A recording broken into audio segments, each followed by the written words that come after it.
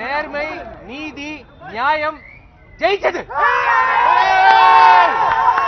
Victory, one more victory. Tamil Nadu banned all these misleading labels. Yay! Let's celebrate, and it should happen in every state of India.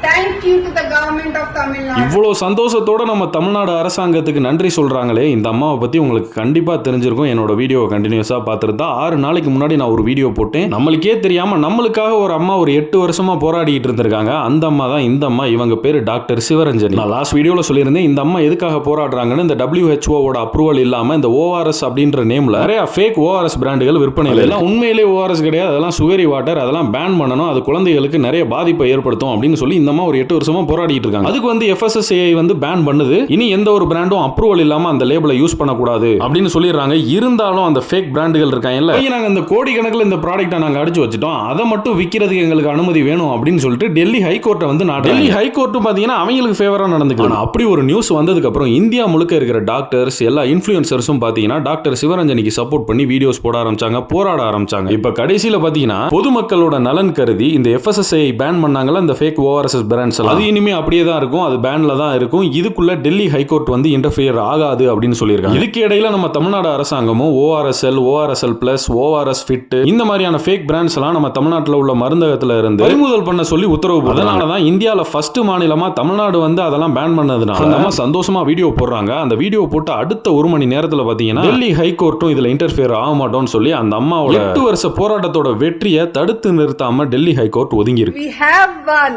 Don't mind the way I look, It's the end of the day. It's okay. I don't care. We have won. That's it, man. நம்ம ஜெயிச்சிட்டோம் வாரா, ஜெயிச்சிட்டோம். பாவம் இந்த அம்மா 8 வருஷத்துக்கு அப்புறம் இப்பதான்டா சந்தோஷமா இருக்காங்க. அவங்க சந்தோஷத்தை கெடுக்கிற மாதிரி வேற எவனும் வந்து முட்டுக்கட்டையை போட்டுறாதீரா.